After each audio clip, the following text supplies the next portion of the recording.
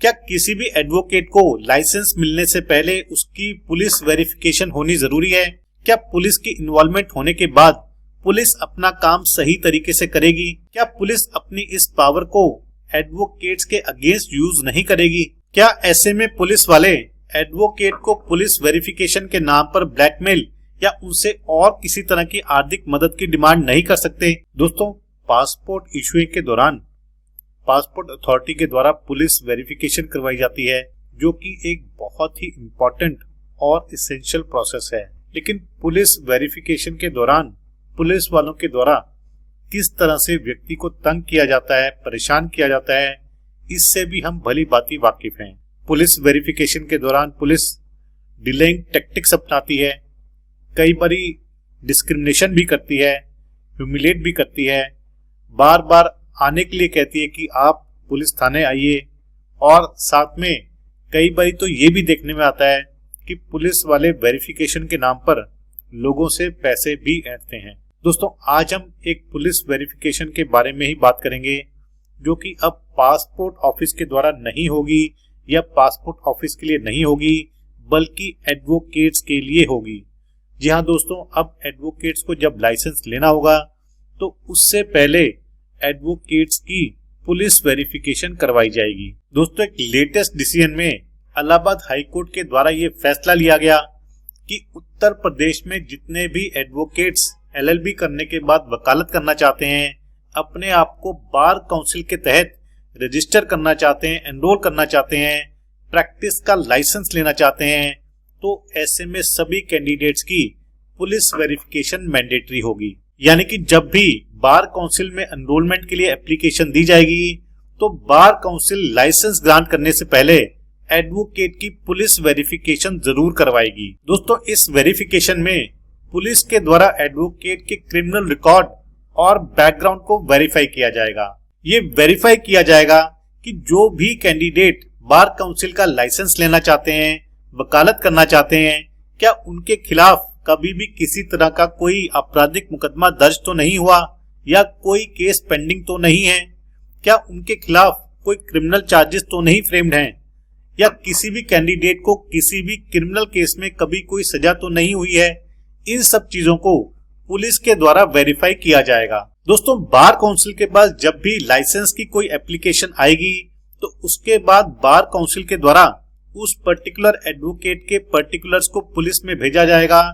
Police verification करेगी और verification report को वापस बार काउंसिल के पास भेजा जाएगा, और इस रिपोर्ट के आधार पर ही बार काउंसिल एडवोकेट को लाइसेंस ग्रांट करेगी। अगर पुलिस रिपोर्ट में कोई भी ऐसी चीज निकलती है जो कि व्यक्ति के या एडवोकेट के क्रिमिनल बैकग्राउंड को उजागर करती है, तो उस कैंडिडेट की एप्लीकेशन को रिजेक्ट कर दिया जाएगा और बार काउंसिल का उसको एनरोलमेंट नहीं मिलेगा, उसकी रजिस्ट्रेशन नहीं होगी। दोस्तों, ऐसे में जितने भी एडवोकेट्स हैं जो अपने आप को एनरोल कराना चाहते हैं, प्रैक्टिस का लाइसेंस लेना चाहते हैं, उनको भी एक ये ड्यूटी दी गई है कि जब भी वो बार काउंसिल का फॉर्म भरें, एप्लीकेशन भरेंगे, तो उसमें अपनी ये पूरी इंफॉर्मेशन देनी होगी कि उनके खिलाफ कितने केसेस चल रहे हैं, कितने केसेस ऑलरेडी डिसाइड हो चुके हैं, क्या उन्हें कभी भी किसी भी क्रिमिनल केस में कोई सजा हुई है, कन्विक्शन हुई है। यानी कि अब उत्तर प्रदेश में कोई भी ऐसा एडवोकेट नहीं होगा जिसकी पुलिस वेरिफिकेशन नहीं होगी। दोस्तों, अब बड़ा सवाल ये उठता है कि ऐसी क्या नौबत आ गई थी, ऐसी क्या अर्जेंसी आ गई थी कि इलाहाबाद हाईकोर्ट को इस टाइप की डायरेक्शंस पास करनी पड़ी। क्या किसी भी एडवोकेट को लाइसेंस मिलने से पहले उसकी पुलिस वेरिफिकेशन होनी जरूरी है? क्या पुलिस की इन्वॉल्वमेंट होने के बाद पुलिस अपना काम सही तरीके से करेगी? क्या पुलिस अपनी इस पावर को एडवोकेट्स के अगेंस्ट यूज नहीं करेगी? क्या ऐसे में पुलिस वाले एडवोकेट को पुलिस वेरिफिकेशन के नाम पर ब्लैकमेल या उनसे और किसी तरह की आर्थिक मदद की डिमांड नहीं कर सकते? तो दोस्तों, इन सभी पॉइंट्स को आज हम डिस्कस करेंगे, लेकिन सबसे पहले हम डिस्कस करेंगे इलाहाबाद हाईकोर्ट की लेटेस्ट डिसीजन, जिसमें इस तरह की गाइडलाइंस, इस तरह की डायरेक्शंस इलाहाबाद हाईकोर्ट के द्वारा दी गई। तो नमस्कार दोस्तों, लीगल गुरुकुल में आप सभी का बहुत बहुत स्वागत है, जहां मिलती है आपको सही लीगल नॉलेज और सही लीगल एडवाइस। दोस्तों, वीडियो को आपने अंत तक जरूर देखना है। यदि आपने अभी तक चैनल को सब्सक्राइब नहीं किया है तो चैनल को सब्सक्राइब कर लीजिए यदि आपकी कोई भी लीगल समस्या है, लीगल प्रॉब्लम है, तो वो भी आप मुझे भेज सकते हैं। इन केस आप मुझसे अर्जेंटली बात करना चाहते हैं, अपने मैटर को डिस्कस करना चाहते हैं, तो आप कॉल मी फॉर ऐप का इस्तेमाल कर सकते हैं या ईमेल से भी मुझसे 1-to-1 सेशन की अपॉइंटमेंट ले सकते हैं। दोस्तों, इलाहाबाद हाईकोर्ट के सामने एक केस आया जिसमें एक व्यक्ति जिसका नाम पवन कुमार था, उसके द्वारा एक एडवोकेट के खिलाफ रिट फाइल की गई थी और उस रिट में bar council of Uttar Pradesh को भी पार्टी बनाया गया था। पवन कुमार का कहना था कि एडवोकेट ने अपने खिलाफ आपराधिक मुकदमों की जानकारी छुपा करके बार काउंसिल से लाइसेंस प्राप्त किया। पवन कुमार ने यह भी बताया कि एडवोकेट के ऊपर 14 क्रिमिनल केसेस चल रहे थे, यानी कि वो एक हैबिचुअल ऑफेंडर था और इन 14 केसेस में से 4 में उसे सजा भी हो चुकी थी। इन सब के बावजूद बार काउंसिल के द्वारा उस व्यक्ति को, यानी कि जो एडवोकेट था, उसे लाइसेंस ग्रांट कर दिया गया। ऐसे में इलाहाबाद हाईकोर्ट के द्वारा bar council of Uttar Pradesh को ये डायरेक्शन दी गई कि उस एडवोकेट के खिलाफ एक्शन लिया जाए। लेकिन इलाहाबाद हाईकोर्ट दोस्तों यहीं तक नहीं रुका। ऑनरेबल इलाहाबाद हाईकोर्ट इस बात से काफी चिंतित था कि क्रिमिनल बैकग्राउंड के लोग भी अब वकालत में आ रहे हैं और उन्हें बड़ी आसानी से बार काउंसिल के द्वारा लाइसेंस मिल जाता है, प्राप्त हो जाता है।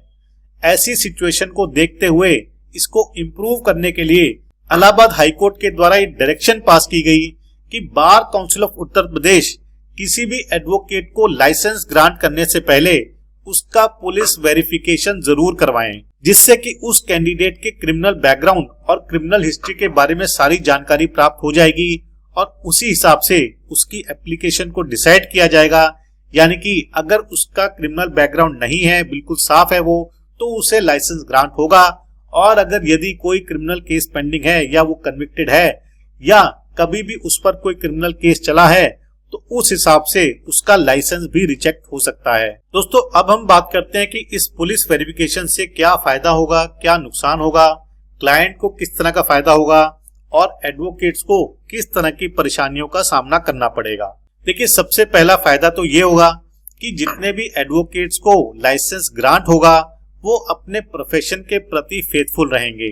दूसरा फायदा ये होगा कि जो भी एडवोकेट्स होंगे वो अपने क्लाइंट के इंटरेस्ट को प्रोटेक्ट करेंगे, क्योंकि ऑलरेडी उनका पुलिस वेरिफिकेशन हो चुका है और वो उसमें पास हो चुके हैं। दोस्तों, ये पुलिस वेरिफिकेशन लीगल सिस्टम की क्रेडिबिलिटी को, यानी कि उसकी विश्वसनीयता को भी मेंटेन करेगा। जो एडवोकेट्स होंगे वो समाज के लोगों का विश्वास भी जीत सकेंगे। अगला फायदा ये होगा कि ऐसे लोग इस प्रोफेशन से बाहर हो जाएंगे जो कि क्रिमिनल बैकग्राउंड के हैं और वकालत करने के लिए अनफिट हैं। इस वेरिफिकेशन से प्रोफेशनल मिसकंडक्ट भी बहुत कम हो जाएंगे, कंट्रोल हो जाएंगे और एडवोकेट्स लीगल एथिक्स को मेंटेन करेंगे और अपने क्लाइंट के इंटरेस्ट में ही हमेशा काम करेंगे, बात करेंगे। दोस्तों, अब बात करते हैं कि पुलिस किस तरह से इस पुलिस वेरिफिकेशन के स्टेप का मिसयूज कर सकती है और कैसे एडवोकेट्स को परेशान कर सकती है। देखिए, सबसे पहला पॉइंट तो यह है कि पुलिस वेरिफिकेशन रिपोर्ट जो पुलिस बनाएगी वो एक तरफा रिपोर्ट भी बना सकती है। यानी कि जिस भी व्यक्ति को वेरिफिकेशन कर रहे हैं, पुलिस एक बायस्ड इंटरप्रिटेशन भी कर सकती है और बायस्ड रिपोर्ट भी बना सकती है। दूसरी चीज ये है कि पुलिस पुराने रिकॉर्ड या छोटी मोटी घटनाओं को भी बढ़ा चढ़ा करके दिखा सकती है, जिससे जो भी एडवोकेट है जो जेन्युइनली जिसको लाइसेंस मिलना चाहिए उसे भी लाइसेंस लेने में दिक्कत आएगी या उसकी लाइसेंस की एप्लीकेशन रिजेक्ट हो सकती है। दोस्तों, इसके अलावा पुलिस एडवोकेट्स के साथ डिस्क्रिमिनेशन भी कर सकती है और ये discrimination religion, caste, political affiliation, इन सभी चीजों के ऊपर आधारित भी हो सकती है।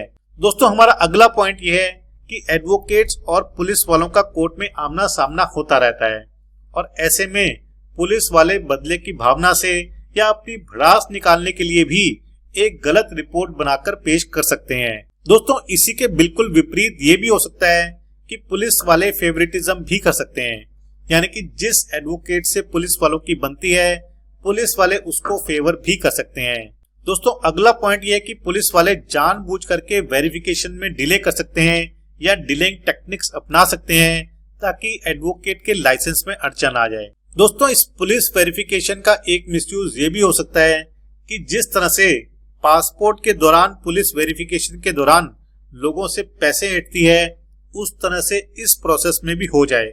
क्योंकि जो भी कैंडिडेट्स होंगे, जो भी एडवोकेट्स होंगे, वो बिल्कुल यंग होंगे और उन्हें अपना फ्यूचर देखना है, उन्हें लाइसेंस लेना है। तो ऐसे में पुलिस वाले इन सभी चक्करों में भी डाल सकते हैं, पैसे या और तरह की मदद के लिए भी प्रेशराइज कर सकते हैं, फोर्स कर सकते हैं। दोस्तों, अब इलाहाबाद हाईकोर्ट ने तो ऑर्डर दे दिया, डायरेक्शन दे दी कि सभी एडवोकेट्स की पुलिस वेरिफिकेशन जरूरी है। लेकिन अब इस बात को इंश्योर करना होगा कि जो भी गाइडलाइंस पुलिस वेरिफिकेशन के लिए बनाई जाएंगी तो वो बिल्कुल ट्रांसपेरेंट होनी चाहिए और उसमें अकाउंटेबिलिटी भी होनी चाहिए। और क्योंकि ये गाइडलाइंस बार काउंसिल के द्वारा बनाई जाएंगी तो ऐसे में बार काउंसिल को इंश्योर करना होगा कि किसी भी तरह की डिस्क्रिमिनेशन पुलिस वाले ना करें, ना ही डिलेइंग टैक्टिक्स करें और इस पावर को मिसयूज बिल्कुल भी ना किया जाए। दोस्तों, इस हाईकोर्ट की जजमेंट पर आपके क्या विचार हैं जरूर शेयर कीजिएगा। यदि आपकी कोई लीगल समस्या है, लीगल प्रॉब्लम है, तो वो भी आप मुझे भेज सकते हैं। इस जजमेंट का लिंक मैं आपको डिस्क्रिप्शन में दे दूंगा, वहां जाकर के आप इसको डाउनलोड करके पढ़ सकते हैं, समझ सकते हैं। तो आशा करता हूं कि आपको वीडियो पसंद आया होगा। यदि वीडियो पसंद आया तो वीडियो को लाइक और शेयर जरूर कीजिएगा। चैनल को सब्सक्राइब करना मत भूलिएगा। अगली बारी मिलेंगे नए वीडियो में नए टॉपिक के साथ। तब तक के लिए धन्यवाद। जय हिंद।